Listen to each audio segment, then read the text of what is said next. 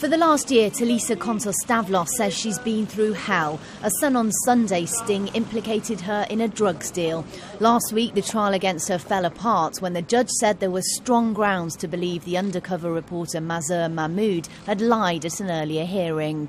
It's been a real roller coaster. It's been a journey, the hardest year of my life, but at the same time, the positives that I can take for it now. I do believe everything happens for a reason, and I feel like the life experience that I've fit into 1 year is like 10 years worth. And as much as it's been absolutely, horrible, I wouldn't wish it on my worst enemy.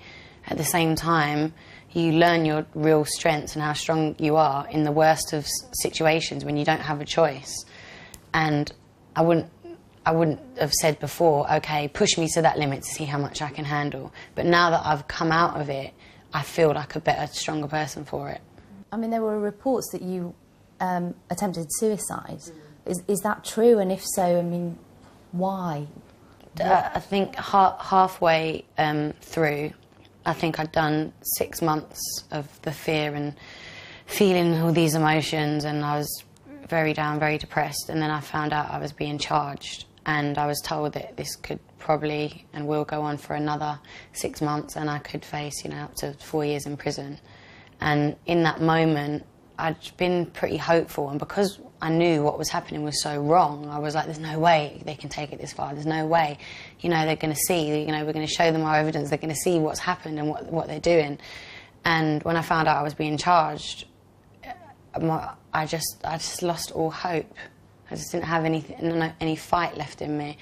And I felt a little possessed. I don't know who that person was, but she was very weak, but in a very dark place. But you know what, the main thing is that I picked myself back up after it, and I only continued to get stronger and stronger and stronger.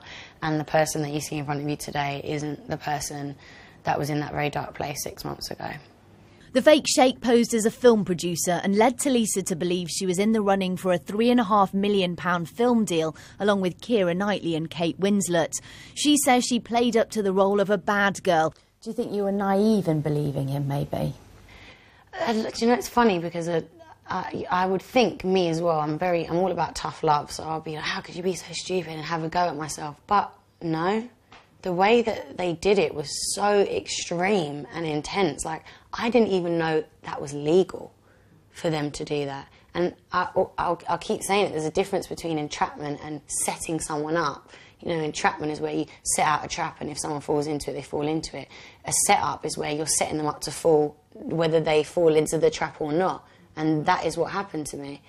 And I didn't even know they were allowed to do that. Then I don't think they are, which is why obviously the trial collapses, because they define the difference between entrapment and a set-up. But I just don't understand how it's legal, entrapment or set-up.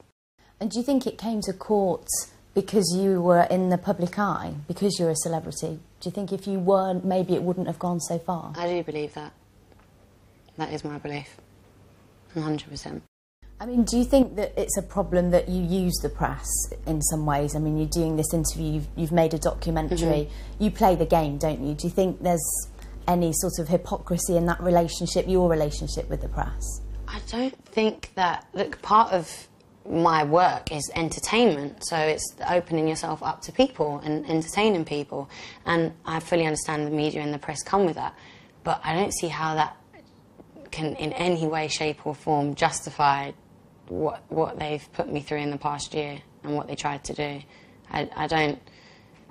if I do something, then okay, and if I make a mistake, print it, say it how it is, or however even you want to say it. That's your opinion, but don't create something that didn't happen.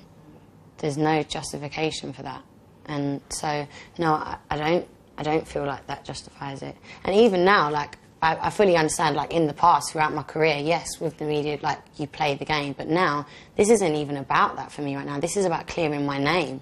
I've had to sit in silence for a whole year and have them paint me out to be an absolute monster and this vile person. And now, I'm allowed to talk about it, and no, do I want the whole country thinking I'm that person? No, because I'm not. So I'm given the chance, yes, I'm going to shout it from the rooftops and say, this is the real story, this is what happened, and it's not how they've made me out to be.